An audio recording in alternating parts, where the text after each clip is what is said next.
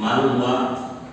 کہ ناظر اجلاس ڈاکٹر مفتی اعجاز ارشد قاسمی صاحب تشریف لا چکے ہیں، اسی وجہ سے محفل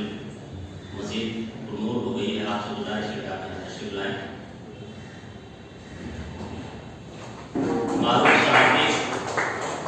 معروف صحافی جناب وسیم احمد سے گزارش ہے کہ آپ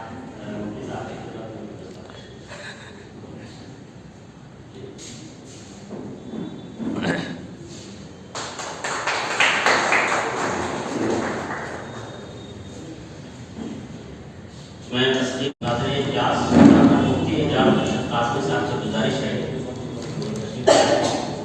اور سارے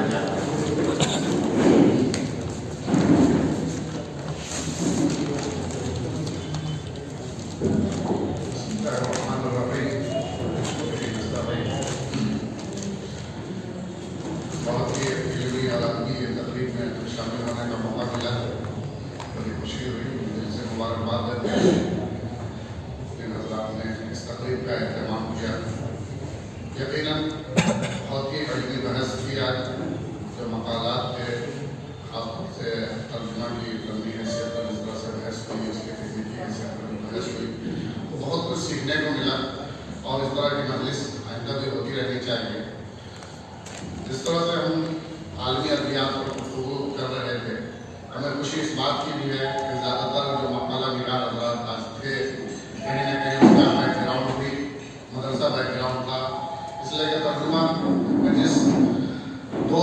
زبانوں پر عبور ہونا چاہیے، جو اصل مصنف جو زبان ہوتی ہے اس پر، جس زبان میں ہم منتقل کر رہے ہیں اس پر، تو دو زبانوں پر مکمل عبور ہونا چاہیے۔ اور اللہ کا فضل ہے کہ مدرسے میں خاص طور سے عربی زبان کے ماہرین زیادہ ہوتے ہیں، اور وہ لوگ جب ادھر یونیورسٹی کی دنیا میں آتے ہیں اور پھر جا کر کے بہت کامیابی کے ساتھ ان کا ترجمہ ہوتا ہے، عربی ادبیات سے ہو، پھر وہ انگریزی کو عبور رکھتے ہیں تو انگریزی ادبیات کے حوالے سے بھی ترجمہ کرتے ہیں۔ لیکن ایک چیز جو مجھے دیکھنے کو مل رہی ہے، مجھے جو اس بات کا شدت سے احساس ہے کہ ماضی کی روایات کا تو ہم خوب ذکر کرتے ہیں، ماضی میں ہمارے مصنفین نے، ہمارے جو اکابرین نے کافی کام کیے اس موضوع پر، لیکن موجودہ حالات ہیں یا اس وقت جو کام ہو رہا ہے اردو زبان و ادب کے حوالے سے، تو جس طرح سے ہمارے زبان اردو ہے اس میں ترجمے آج بھی فرانسیسی ادب سے خالی ہیں، نہیں منتقل ہو رہے ہیں، چینی ادب سے خالی ہیں، چائنیز ادب سے خالی ہیں۔ جتنے بڑے پیمانے پر ترجمہ کے کام ہونے چاہیے، قومی کونسل کے پلیٹ فارم سے کام ہو رہے ہیں، لیکن ہماری یونیورسٹی کے پلیٹ فارم سے تو بہت کم ہو رہے ہیں۔ عربی سے تو منتقل ہو رہے ہیں کچھ وہاں کے عربی ادب، یا انگریزی سے منتقل ہو رہے ہیں، یہ تو دونوں زبانیں عام طور سے رکھتے ہیں پورے ان زبانوں پہ۔ لیکن اگر پڑوسی ملکوں میں کچھ کام ہو رہا ہے جہاں کی قومی زبان ہے پاکستان وغیرہ، لیکن اگر ہم دیکھیں یہاں ہندوستان میں تو اس پر کام بہت کم ہو رہا ہے، اس پر بھی توجہ دینے کی ضرورت ہے، خاص طور سے جو ہماری یونیورسٹیز میں اردو کے شعبہ جات ہیں وہاں اس پر کام ہونا چاہیے۔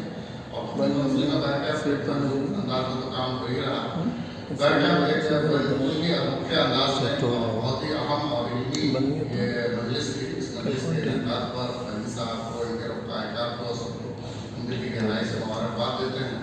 اور امید کرتے ہیں کہ انشاءاللہ آئندہ بھی اس طرح کی مجلس سستی رہے گی اور ہمیں موقع ملتا رہے گا۔ شکریہ۔